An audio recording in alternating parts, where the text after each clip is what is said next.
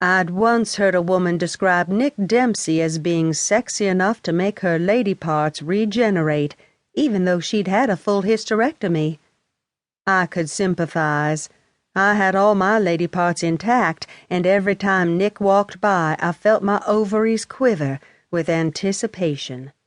My ovaries had gotten me into a lot of trouble lately. My name is Addison Holmes, and I'm a sexaholic. Not really, but I'd recently made the life-altering decision to move in with Nick and quickly found out that years of yoga and romance novels couldn't have prepared me for a man with that kind of stamina and dedication to the craft. I was an amateur in comparison. Despite his spectacular skills, I was starting to seriously rethink my decision to move my clothes into the space he'd cleared for me in his closet. At the moment, I was leaning toward stabbing him in the forehead with a fork. "I asked you a question," he said. "What the hell is this?" He held the white plastic stick as if it were a grenade instead of a pregnancy test.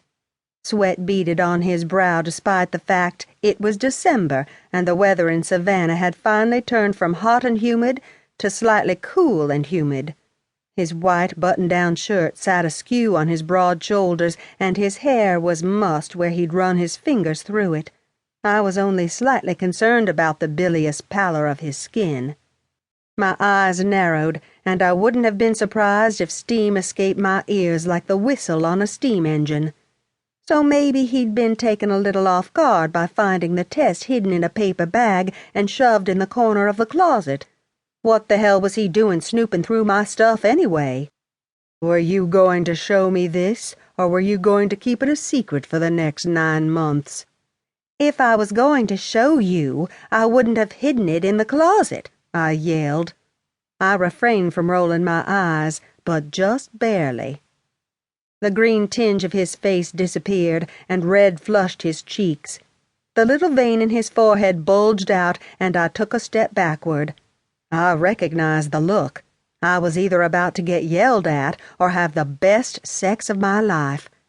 But because my excellent proficiency in context clues, I was betting it wasn't the latter. I bit my bottom lip and felt tears well in my eyes. This was not good. No woman wanted to see a reaction like the one Nick currently had when faced with the possibility of bringing children into the world together. My anger was quickly elevating from steam engine mad to nuclear levels, and if I didn't get out of the house, no judge could possibly hold me responsible for what might happen. "Answer the fucking question," he said, each word slow and distinct. "Are you pregnant?"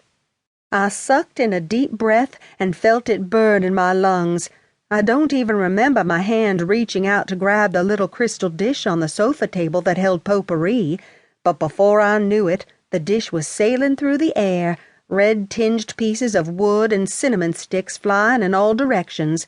It hit Nick right in the middle of the forehead with a thunk that made me cringe. His eyes glazed and then rolled into the back of his head before he toppled to the floor. What can I say? Hormones are a bitch.